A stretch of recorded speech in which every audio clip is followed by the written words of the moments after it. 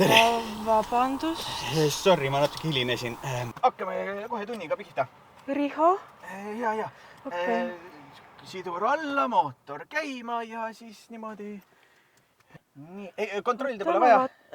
Pole vaja, Ei ole. lihtsalt hakkame liikuma ja võime isegi natuke kiiremini teha kui tavaliselt.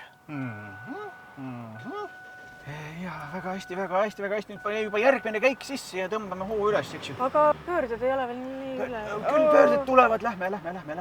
Ja. Oi, no, suri välja, pole hullu, teeme uuesti.